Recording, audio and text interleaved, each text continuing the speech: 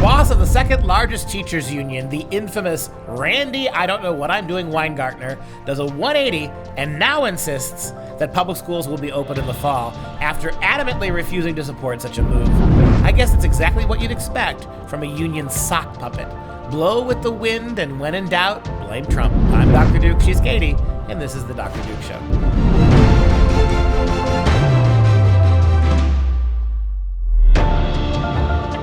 Hello, everyone, and welcome to the Dr. Duke Show, the only program that keeps you educated on the craziness impacting K-12 classrooms and college campuses around the world. All right, every week we showcase just a few of the endless stories impacting kids in schools across the country. But did you know we do more than just talk about the issues? Freedom Project Academy is now enrolling students for fall. Our kindergarten through high school program, FPA, provides a classical education built on Judeo-Christian values for kids all the way through your schooling experience. Just request a free information packet at freedomforschool.com. That's freedomforschool.com, and see what real online education looks like. Real classical education. Okay, today we start with the ridiculous teachers unions as the supreme leader of the American Federation of Teachers says, despite her demands to keep schools closed for more than a year, it's now time for all children to return in the fall. Randy Weingarten. This woman is everything that's wrong with unions. I mean, she is the walking, talking embodiment of why unions are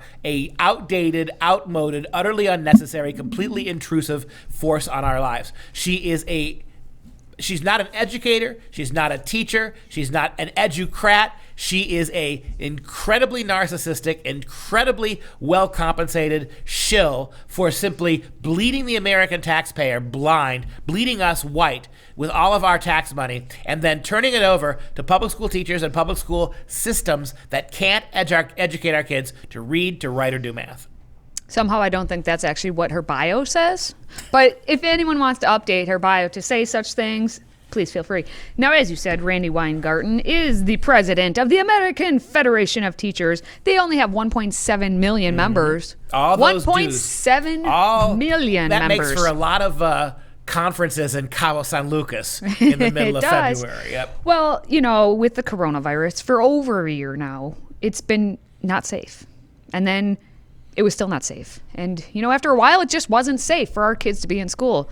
But all of a sudden, a miracle has occurred, and according to Randy Weingarten, they must be open next year. She says, there is no doubt schools must be open in person 5 days a week.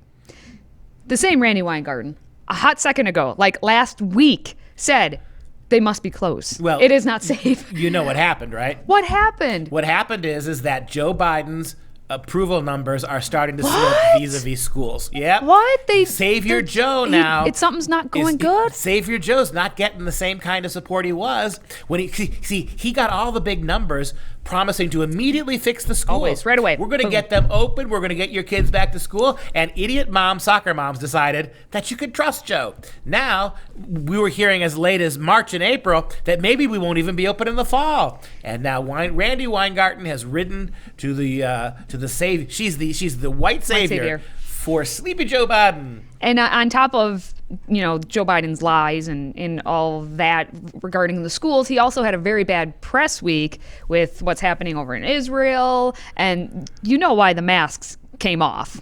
It's because his approval numbers real bad. So we're going to say, schools are going to be open and you can take your mask off. So basically now the savior is back. And it's all because Randy Weingarten, she so eloquently said, the schools must be open. Okay. Well, we know the teachers unions have been for the past year not wanting to be open, and it's all because, you know, it's not safe. So my question back to you, Randy Weingarten, is what changed in that 1 second? And of course, we already know the true answer. But, you know, her and all her lefty friends, all her blue check marks, as they say on the Twitter, are so excited about this.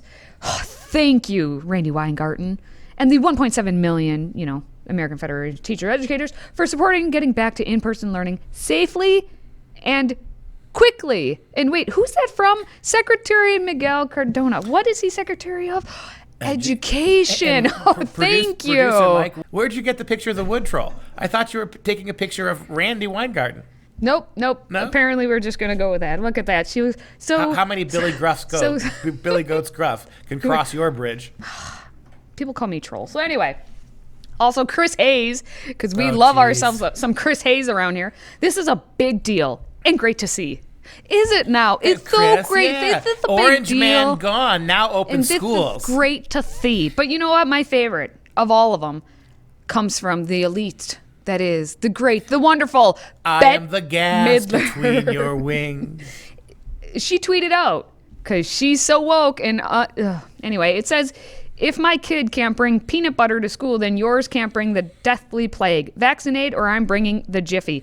Not only is this absolutely illogical to make that comparison, she did this right when Randy is saying, schools should be open. So now Bette Midler should be attacking Randy Weingarten for even allowing these You'd schools. think. But no, they're all going to stick together and be all like friend. And to show you how much money they have to use and misuse, and how still, even though they want to open, how clueless they are, listen to this quote from Randy. The United States will not fully be back until we are fully back in school, and my union is all in. Oh. Ms. Weingarten, a close ally of President Biden, said.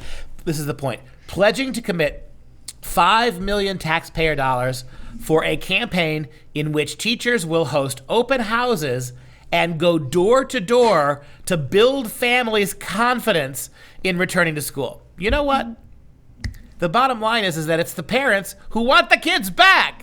You're going to spend $5 million to convince parents of what they've been telling you they've wanted for a year. That $5 million is going to go to the teachers to get hazmat Exactly. suits, because the teachers are the ones who are saying you can't have your kids in because Right. it's not safe. So the teachers need the hazmat suits when they go and knock on those doors, but they won't knock because that's I'm sure it's racist When in some was the- sort of fashion. And so they're going to just stand out there with their boom boxes above their heads. Oh, jeez. What movie was that? Say anything. That was John Cusack, wasn't it? Yes, it was. Oh, John jeez. Cusack. Now, you think about this. When was the last time on the Dr. Duke Show in the last 3 years you've actually heard money being allocated to actually teach? This $5 million is going so that teachers can go door to door when they should be teaching and reassuring parents. Apparently, all the parents are hiding under the bed afraid of COVID.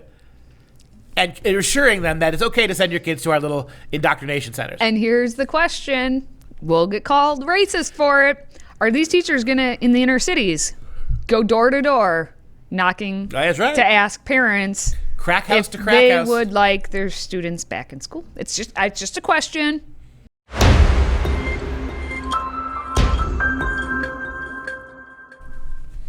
This is a little PSA out there to all adults.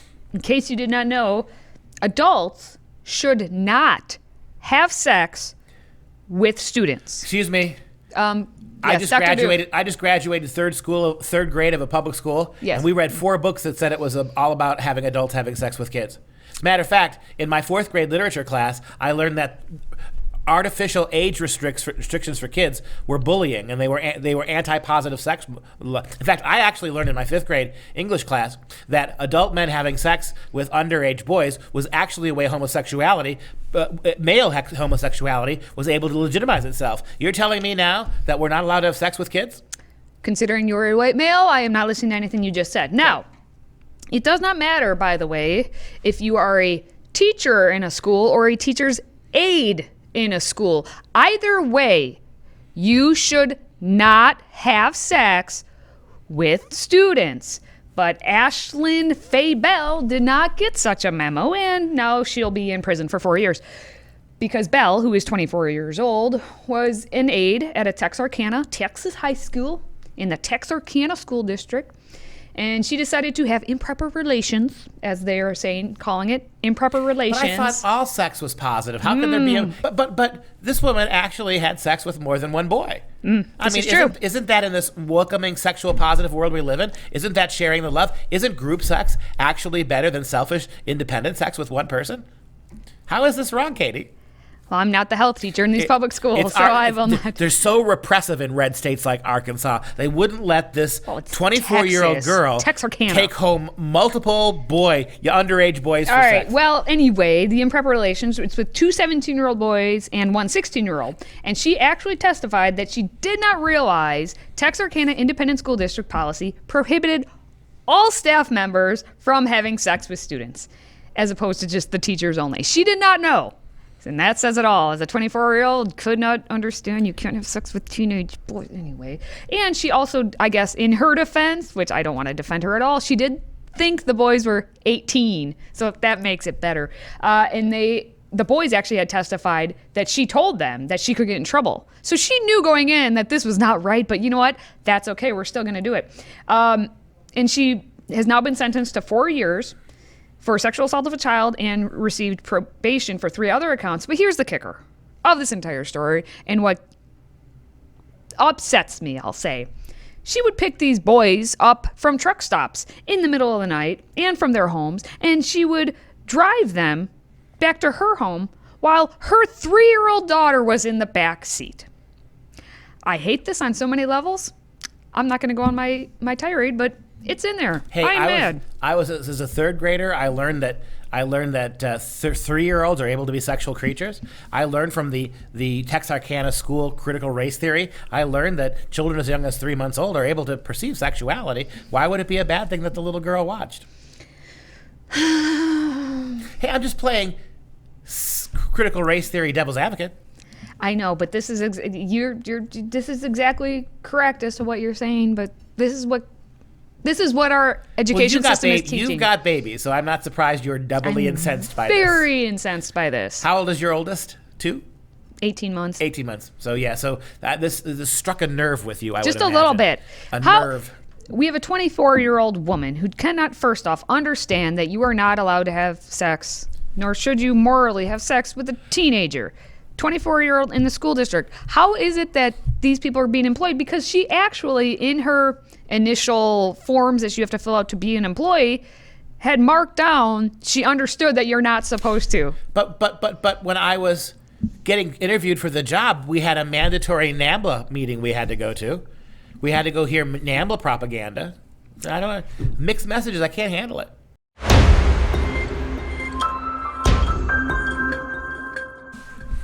And we're going to just keep on trucking right along because the next story is also gross or bruta. Creepy? If you want to say in Spanish, bruta. I think that's how you say it. That's gross. Bruta. That's gross, yeah. So we have a Spanish teacher who was performing an inappropriate sexual act during a Zoom class. And the thing is, this story is actually, it happened back in September. And we're just now finding out because the report is just being released, but the report that they actually did an investigation on was finished in October. And now we're in May, and now we're just finding out about these types of things. That's how public schools work. You know, they can do things when it's, not anyone paying attention. So students at the prestigious Columbia Secondary School for Math, Science, and Engineering were watching a live class, as all basically students were doing for the past school year, having to watch Zoom classes. And there was about 12 minutes left in Spanish class. And so what happens? Well, naturally, Amanda K. Fletcher, a 37-year-old, who's a veteran teacher, by the way, been teaching for 14 years. Now, you're quoting directly from the report, right? Well, yes, she, quote, appeared to suck the nipple of an unidentified topless male while she, quote, rocked her head back and forth. And this is according to the report, the official report from the Special Commissioner of Investigation for City Schools. New York City's finest, teaching our students Espanol until 12 minutes left of class. I'm still going to play devil's advocate here because I learned very young that men could lactate. Did you? I learned in my local public school by the grade of 5 that it's not just women who lactate. So maybe she was hungry. Maybe Miss Fletcher was actually just feeding herself. And there's nothing creepy about that. No, it's a beautiful thing. It is a beautiful thing. We have lactation rooms. That is true, but she was not using a lactation room. Well, but shouldn't we expose little Zoom kids to virtual lactation? If they're not able to walk by their local high school where you have a dedicated room to lactation, maybe she should have just made this a lesson on transgenderism. Maybe. Well, and maybe she's Spanish/health. I did not know. I think she was just Spanish teacher, but she's also the health teacher. Amanda K. Fletcher doesn't sound very Spanish. Well, she teaches Spanish. Wow. She's a Spanish teacher. Well, anyway. How do you say nipple suck in Spanish? I did not look that one up. If anyone knows, well, good for you. So Fletcher, again, she's been teaching for 14 years. Maybe she just doesn't understand what it means to use a Zoom class. But she was removed at the time from her teaching duties in grades 6 through 12, and the Department of Education investigated. But as I said, that report was finished in October. This incident happened in September, and it's now May, and we're just finding out about it. It's been made public. According to, again, this report, while she was supposed to be teaching a class, Fletcher engaged in a clearly inappropriate and unprofessional act. And that's coming from Anastasia Coleman, who's a top school's investigations official. Where did all this anti-nippleism come from? You know, I could that's see a it good if she pulled a Tubin. Remember Tubin's for CNN? Jeffrey He was Toobin. out there actually Tubin? flogging the donkey He was Toobin. on a Zoom. Remember that? Yeah. I could see that, but why all the anti-nipple-ish? Why are we picking on the poor nipple here? I don't know, ask the nipple investigators. Well, they viewed several videos because what happened is 12 minutes left of class and the kids were supposedly working and distracted, and all of a sudden the man comes in to get his nipple worked on. And so the kids, what do teenagers do? They have their cell phones. They immediately started taping. So there are different angles that they were able to capture for the investigation. And they put this out on Snapchat and other basically social media things. Video clips captured by her students showed Fletcher, quote, rocked her head back and forth as she sucked on the unidentified nipple, then gyrated her shoulders and smiled, the report said. She then returned to teaching and helped the students complete a worksheet. This doesn't seem like a woman who can multitask. We're punishing multitasking now? She did not miss a beat, for sure, on that one. The report also suggested that school supervisors, it's like they give advice in it. They said that, school supervisors should ensure teachers keep others out of view of students during remote classes and avoid activities that might prevent an educator from maintaining total focus on the classroom. So you can't multitask. You got to have total focus on the classroom. And the teacher's name was Areola K. Fletcher? That might be her nickname. Is that her nickname? For sure. But Nip? here's the thing. So remember for the Seinfeld episode? No, because I didn't watch Seinfeld. I'm too cool. Where Elaine takes a Christmas photo where you can see her nipple. Oh, did she now? And everybody starts calling her Nip. So Amanda K. Fletcher, you're now known as Nip. Well, she's not the only example because we've had stories like this before. And classic Zoom slips of the nips are happening everywhere. We have an example from a Catholic school teacher, actually in Colombia, who was basically red-faced afterward. And I would think of embarrassment, but maybe it's red-faced for other reasons. Forgot to turn off a Zoom call with his class of teenage students before he snuggled up to his wife's breasts. Ruben Dario Parras didn't realize he was being filmed, and he lifted up his wife's blouse.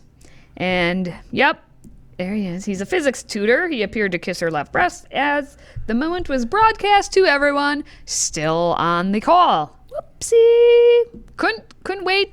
5 more minutes. Had to get it right there. But back to our friend Fletcher. I know you want to get in on commenting on this one. But anyway, we're going back to Fletcher because the Department of Education, quote, reassigned her after getting the report, and they will pursue disciplinary action. But don't worry, she's still making her $105,000. Disciplinary action. Is that like S&M stuff, right? Yeah. Her boyfriend's going to be suspended from a harness and spanked with a riding crop. Given where we are as a culture, that's what she means by discipline, right? Candle wax will be dripped on his other nipple. You watch. Mark my words.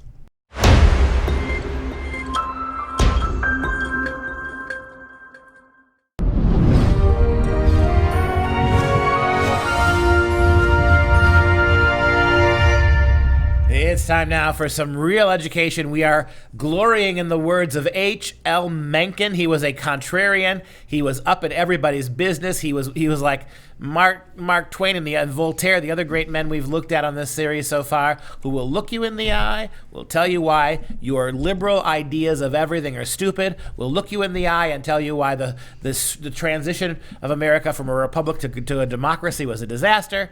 Very nice. Here's a first quote from Mencken today. Quote, democracy is also a form of worship. It is the worship of jackals by jackasses. Oh. Democracy is also a form of worship. It is the worship of jackals, hyena-devouring politicians by jackass voters. How about this? Democracy is the art and science of running the circus from the monkey cage. Democracy is the art and the science of running the circus of government from the monkey cage. Why do I just have an image of Nancy Pelosi in a mask? How about this one? Democracy is the theory that the common people know what they want and deserve to get it good and hard. Remember, that's a parallel to the American people get the government they vote for, the government they deserve. Democracy, by backing away from our Republican constitutional history. Checks and balances, right? How long has it been since Congress and Congress alone made laws? How long has it been since the Senate did its job to consent? And presidents, how long have they been using the executive pen to rewrite government as if they were dictators? Democracy is indeed the theory that the common people know what they think they want, and boy, they deserve to get it good for what they believe. And how about this quote? Every decent man is ashamed of the government he lives under. Every decent man can do nothing but be ashamed of the government he lives under, because they're all driven by frail, selfish, hypocritical people. I think Mencken has already demonstrated in 2 days of H.L. Mencken Week why he's somebody we need to keep constantly in memory here on the Dr. Duke Show. All right, those are the stories for the day. And if you have a question for us, please feel free to drop it in the mailbag by emailing askduke@fpeusa.org. And of course, if you enjoy our content, please support our show and join the Patriot Club.